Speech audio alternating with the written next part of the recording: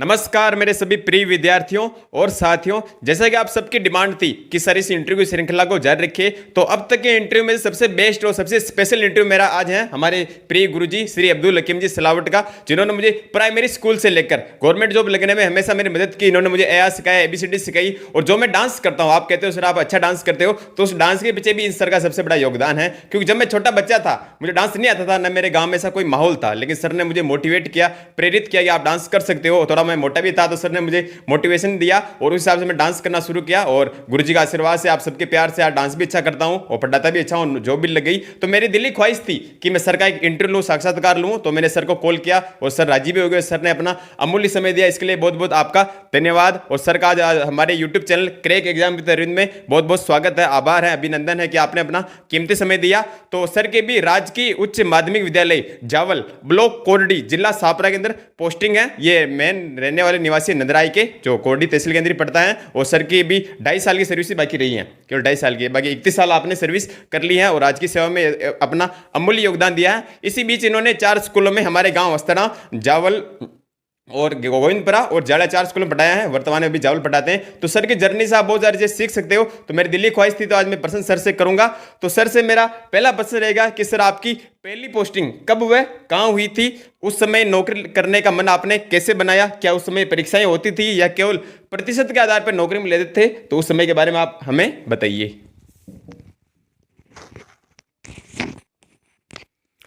जय हिंद।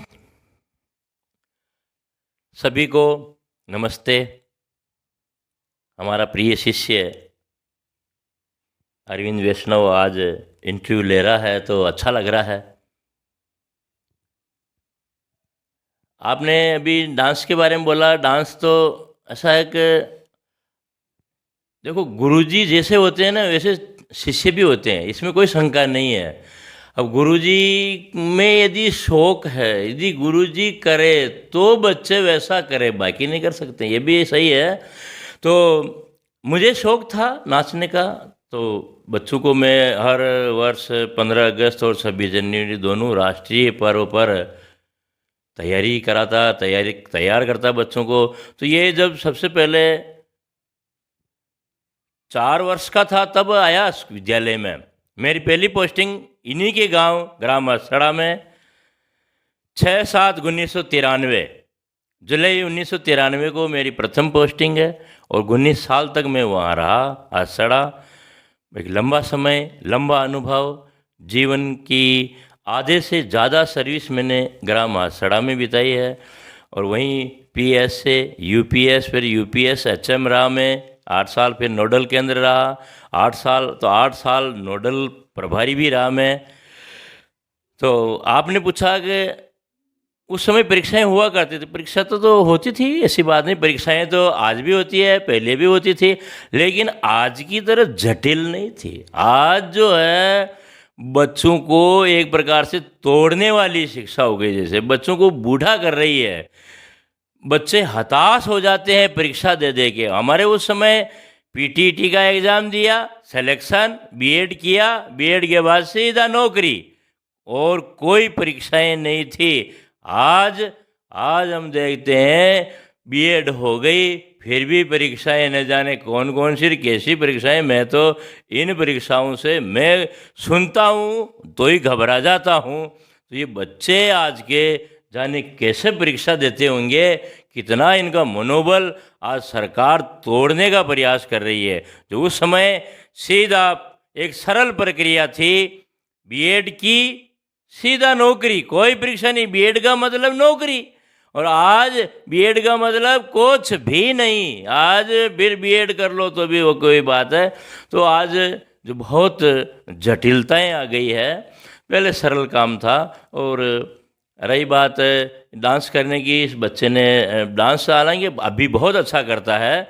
उस समय जब ये बचपन में मेरे पास जब 5-6 साल का था, तब ये इसने पहला डांस किया था कि तू पैसा पैसा क्या करती है, पैसा ऐसा क्या करती है, मैं बारिश कर दूं पैसे। हाँ, मैं बारिश कर दूं पैसे की। तो उस गाने पर इसने डांस किया था और ये एक मोटा ताजा हष्ट पुष्ट अच्छा जिन्हें आप खेवा अपनी भाषा में रूपाड़ो। तो रूपाड़ो हो ये बहुत और अच्छा इसको सिखाया। तो इसके हाथ पाँव कुछ मोटे थे तो अच्छा लगता था लोगों को। देखा तो पैसा पैसा की कहती ये नकली नोट न जाने कहाँ से लाया उस समय। नकली नोट ला के खूब इसने पैसे उछाले, लोगों को बहुत गाना पसंद आया। फिर मुझे भी लगा ये बच्चे में टैलेंट है, ये बच्चा कुछ कर सकता है। तो फिर इसको मैंने डांस के अंदर इसको आगे बढ़ाया। हालांकि पढ़ने में भी बहुत होशियार है, ऐसी बात नहीं। तो पढ़ाई में और अन्य गतिविधियों में सब में श्रेष्ठ है, अच्छी बात है। बहुत बहुत धन्यवाद सर आपका। और मैं कह रहा था कि उस समय आपने नौकरी करने का मन कैसे किया है, मतलब आपको किसी ने प्रेरित किया, किसी ने बताया? आप पहले किराना की दुकान भी करते थे, तो उस समय की परिस्थितियाँ कैसी रही थी, उस बारे में थोड़ा आप बताइए। अब नौकरी तो अब जाना हाँ, यदि मैं लिखित की है ना, अपना बुजुर्ग है आप तो क्या बुजुर्ग कहते हैं कि इसमें भाग्य में यदि लिखा है तो होके रहता है। मेरा नौकरी करने का कतई इरादा नहीं था। जैसे मेरा पटवारी नौकरी में भी सबसे पहले सिलेक्शन हुआ था, लेकिन उस समय मेरे 18 वर्ष की आयु में 7 दिन कम हो गए थे। मात्र 7 दिन। मात्र 7 दिन। तो 7 दिन कम होने के कारण मैं फिर पटवारी में सिलेक्शन हो गया, लेकिन वापस आना पड़ा। मेरी एज नहीं हुई थी पूरी, तो इसलिए तो उस समय मैंने देखो गलत काम भी किया। तो मैं आपको एक शिक्षा भी देना चाहता हूँ कि आप सच्चाई कभी छिपा नहीं सकते।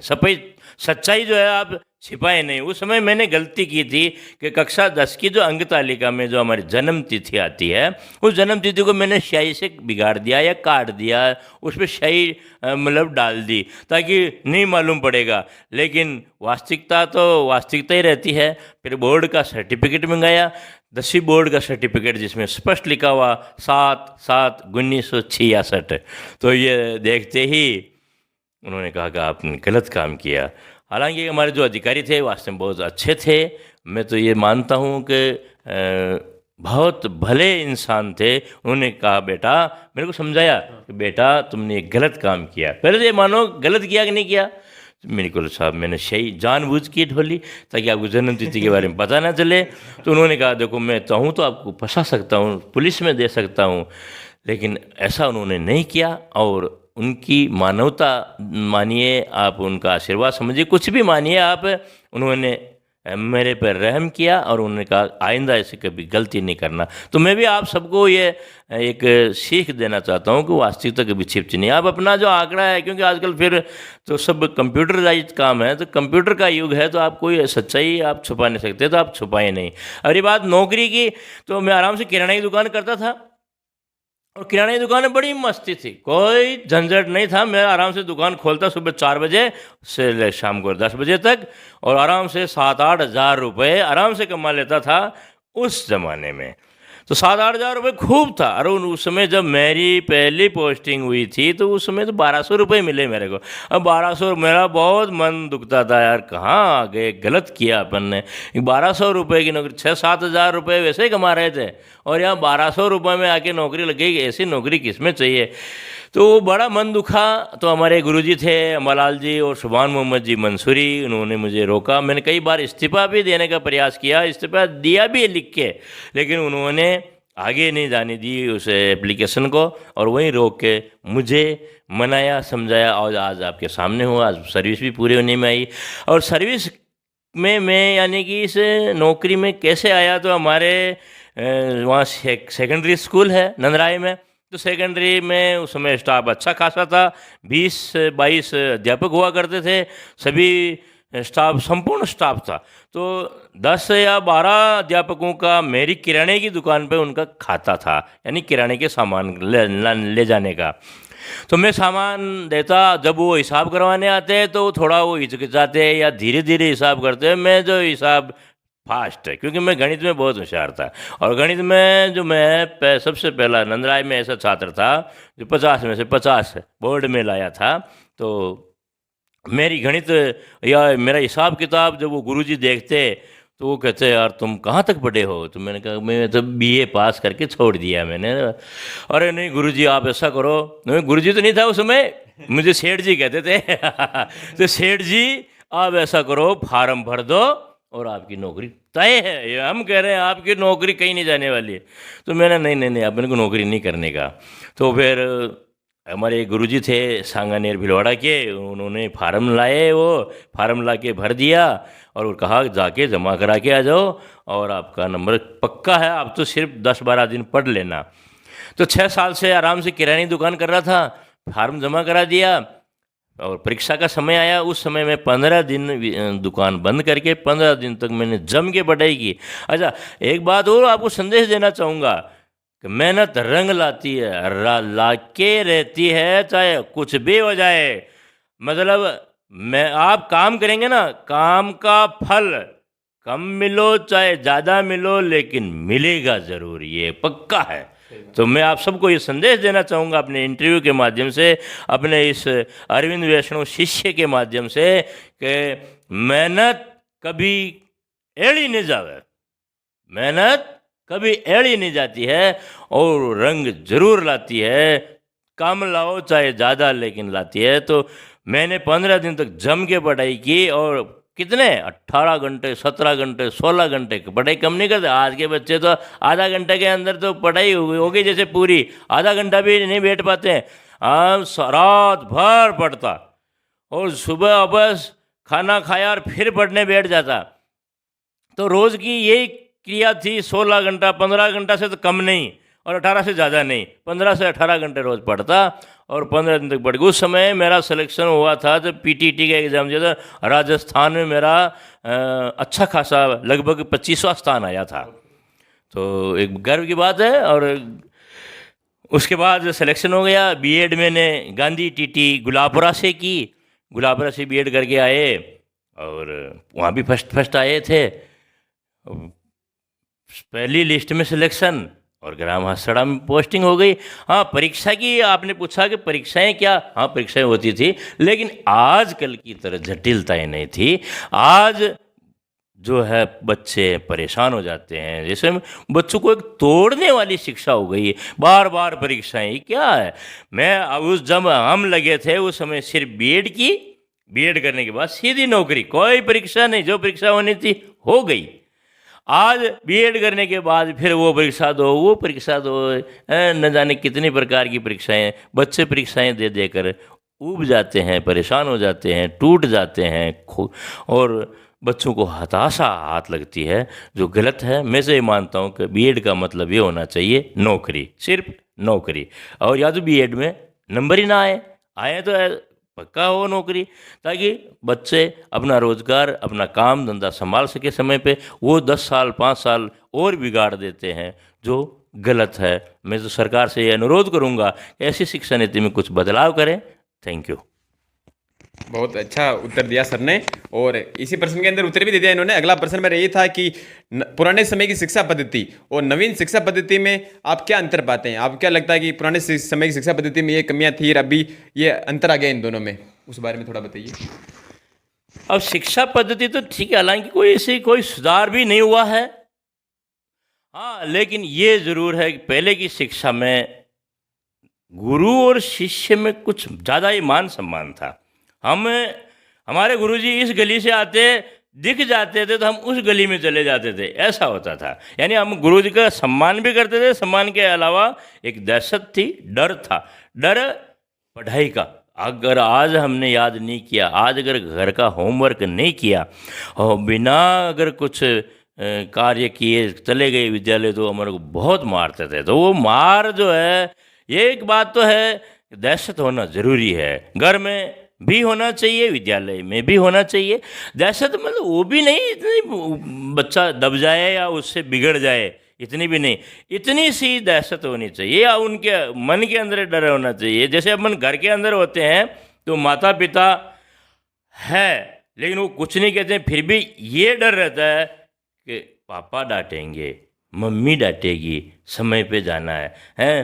तो ये अगर इतना सा बच्चों के मन में इतना सा डर हो कि पापा डांटेंगे, बस तो वो सक्सेस है। बाकी अगर बिना डर के तो फिर वो बच्चा सक्सेस नहीं हो पाता है।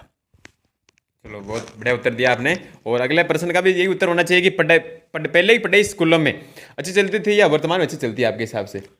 पढ़ाई पहले भी अच्छी चलती थी, आज भी अच्छी चलती है। पढ़ाई में कोई दिक्कत नहीं है। पढ़ाई आज भी गुरुजी वही मेहनत करते हैं, पहले भी बहुत मेहनत करते थे।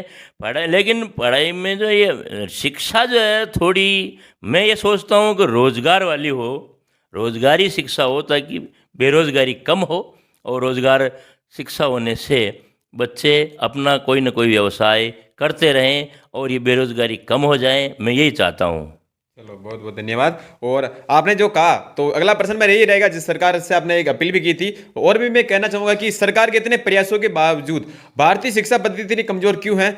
आखिर क्या कमियां रही? आप कोई सुझाव देना चाहिए? जैसे आपने कहा था कि बच्चों के मन में शिक्षा के प्रति डर नहीं रहा, तो थोड़ी बहुत वो डर होना चाहिए, और इसके अलावा आप कोई सुझाव देना चाहिए तो?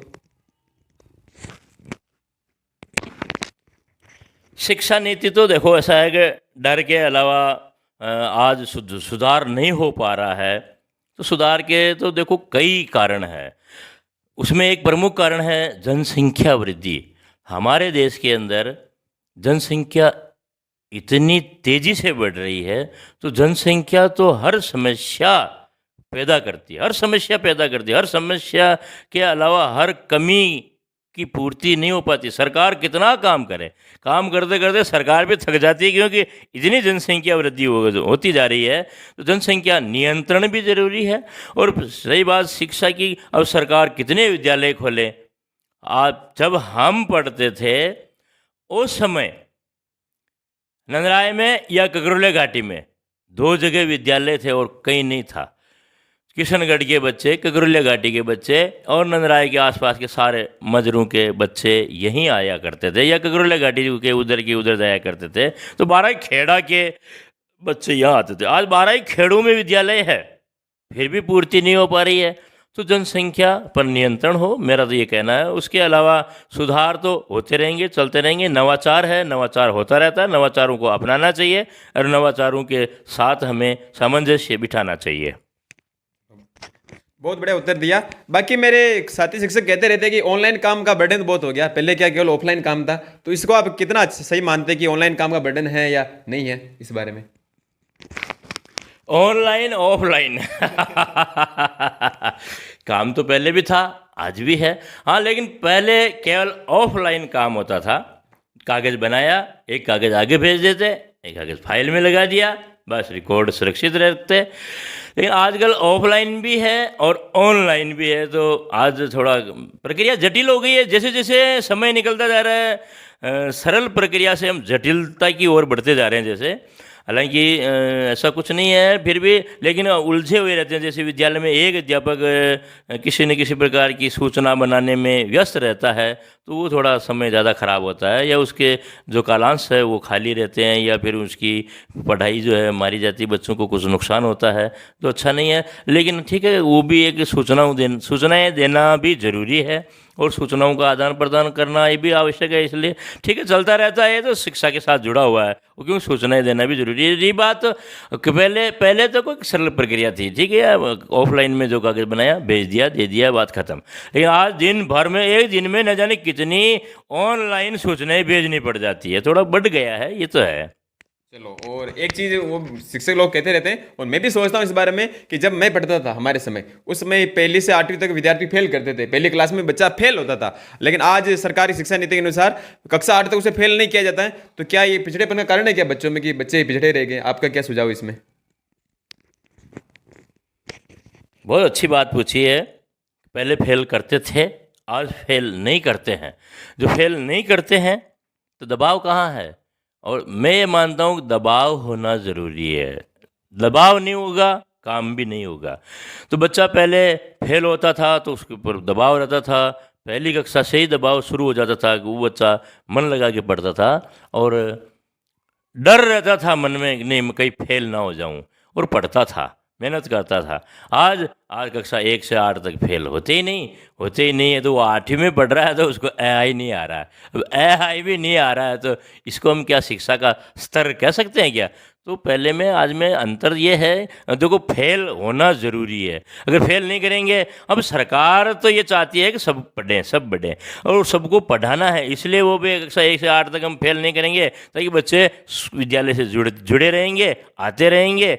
लेकिन उससे शिक्षा का स्तर तो गिरता है, और यदि फेल होते हैं तो बच्चे पढ़ते भी हैं और कुछ ज़्यादा मेहनत करते हैं। चलो, बहुत बढ़िया सुझाव दिया। अब थोड़ा प्रश्न मेरा अनऑफिशियल रहेगा कि आपको नाचने गाने की शौक कैसे लगा, क्योंकि ज़्यादातर पढ़ने वाले विद्यार्थी नाचते गाते नहीं है, तो आपको नाचने गाने की शौक कैसे लगा, पढ़ाई के साथ साथ आपकी इनमें रुचि कैसे बनी, उस बारे में थोड़ा बताइए। नाचने गाने का शौक तो बचपन से ही था। अब नाचना गाना किसको पसंद नहीं, सबको पसंद है। हाँ ठीक है, किसी के गाने सुनने का अलग हो सकता है, या गाना अलग हो सकता है, उसका सुनने का तरीका भी अलग हो सकता है। लेकिन ठीक है, नाचना गाना तो मुझे वैसे पहले ही था, लेकिन विद्यालय से जब से मैं हसड़ा गया, और वहाँ मेरी विद्यालय में जो बच्चों से सांस्कृतिक प्रोग्राम होते थे, सांस्कृतिक प्रोग्रामों में बच्चों को तैयार करना, हर पर्व 26 जनवरी और 15 अगस्त 2 राष्ट्रीय पर्व आते हैं, इन पर्वों पर बच्चों को जो हम तैयार करते थे, तैयार करते करते ही हम भी रुचि लेने लग गए, और हमारा शौक था बढ़ गया और ज़्यादा शौकीन हो गए। अब तो बिना गाए नाचे बिना तो रह नहीं पाते। अब जिस विद्यालय में भी गए, उस विद्यालय में सांस्कृतिक प्रोग्राम तैयार करना, उसको बताना और उनको बच्चों को तैयार करना, यही प्रमुख मेरा काम है आजकल। और उसे शौक मुझे नाचने गाने का बहुत है वर्तमान में, वो बच्चों के कारण ही है। बच्चों को तैयार करते करते मैं और ज़्यादा रुचि लेने लग गया। तो 2 लाइन सुना भी दीजिए अभी। गाना तो क्या, बहुत सारे गाने हैं। अब अभी एकाएक तो चलो मैं आपको राजस्थानी गाना सुना देता हूँ। कीण धरती रो माने अभिमान हो, पर वारा प्राण हो, या धरती हिंदुस्तान रिया माटी राजस्थान री।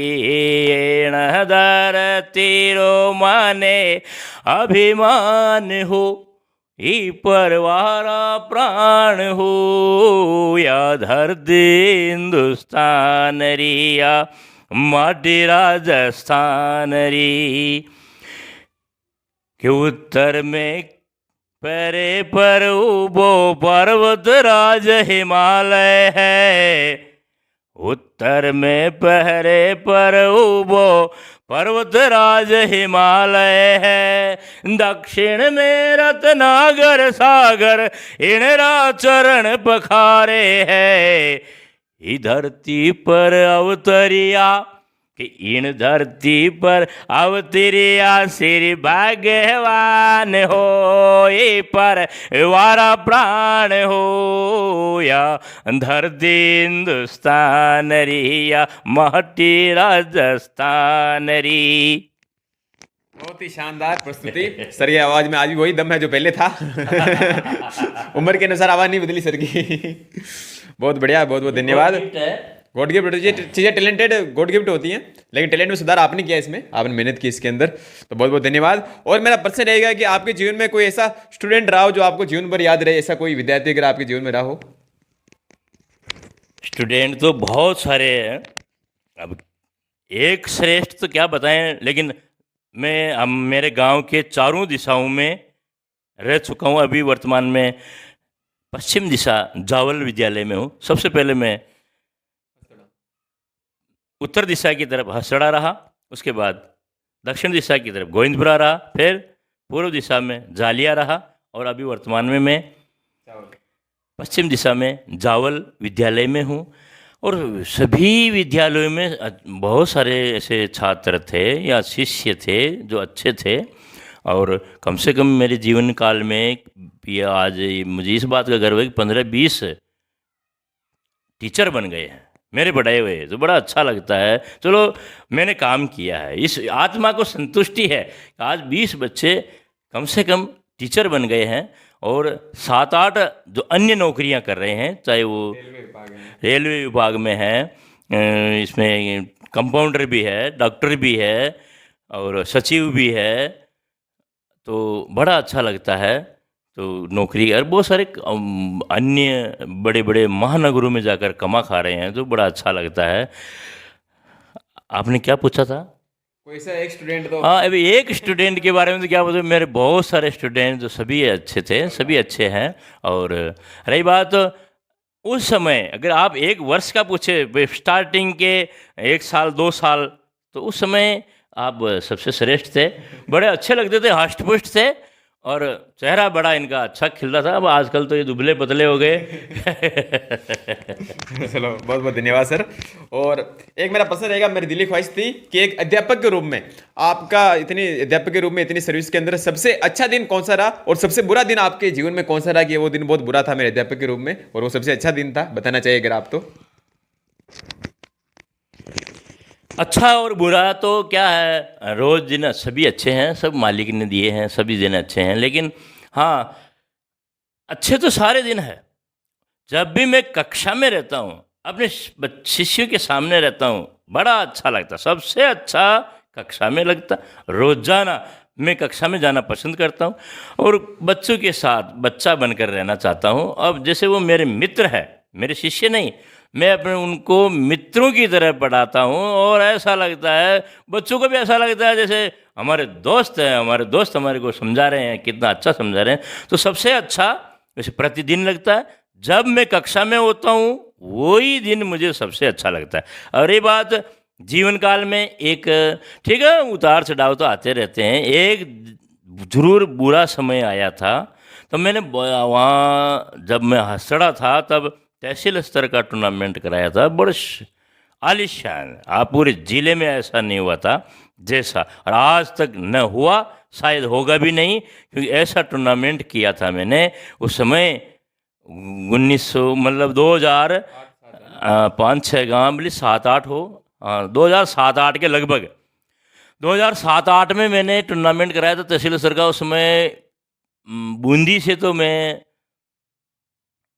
वो आतिशबाजी, कोटा से ऑर्केस्ट्रा पार्टी, और 2 कवि, वो राजकुमार कवि और इधर वो मेघवंशी, क्या नाम उनका, हाँ मेघवंशी जी।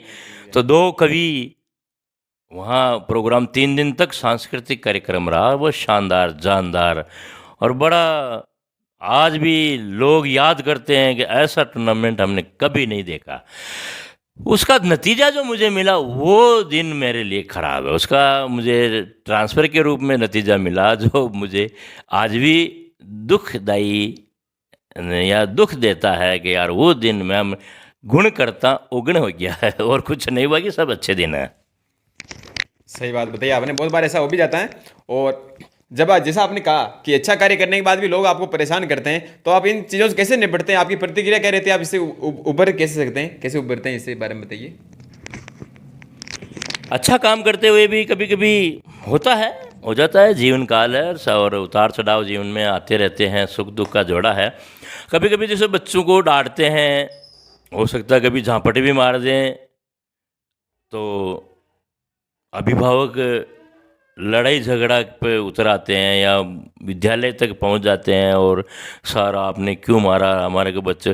भाई नहीं मारेंगे तो बच्चा बिल्कुल बिगड़ जाएगा, डराना कहना सुनना ज़रूरी है। तो उनका माता पिता यानी अभिभावकों को हम प्रेम पूर्वक उनसे निवेदन करते, समझाते हैं, और भाई कार्यालय में ले जाते हैं, प्रिंसिपल साहब के सामने पेश करते हैं, भैया इनका बच्चा है जिनको कल मैंने डराया था और आज ये शिकायत लेके आ गए हैं, तो आप, तो उनको प्रेम पूर्वक समझाते हैं। अभिभावक को भी उन छात्रों के बारे में तो वो ज़रूर मानते हैं भी हैं, और ऐसी बात नहीं है, सभी समझदार हैं। और कौन अपने बच्चों का भला नहीं चाहेगा, बच्चों का भला सभी चाहते हैं, तो अभिभावक समझ जाते थे।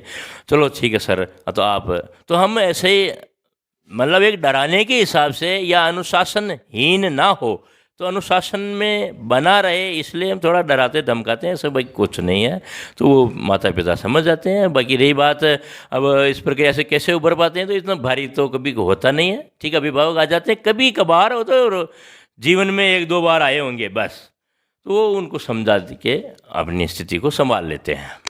बहुत बढ़िया। आपका व्यक्तित्व ऐसा है कि लोग समझ जाते हैं गुरुजी ने भले के लिए मारा होगा। वो आपकी कला है। बाकी जब आप कभी निराश होते हो, क्योंकि जीवन में उतार चढ़ाव चलते रहते हैं, तो निराश हो तो आप क्या करते हो? गाने सुनते हो, डांस करते हो, कहीं घूमने चले जाते हो, किसी दोस्त से बात करते हो, क्या करते हो उस समय आप जब आप निराश होते हो?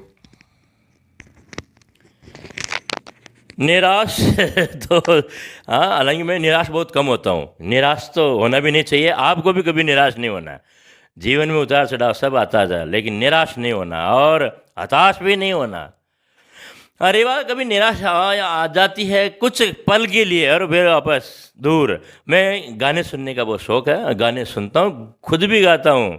जैसे जब भी मैं कुछ निराशा में होता हूँ तो कोई न कोई गाना गुनगुना देता हूँ।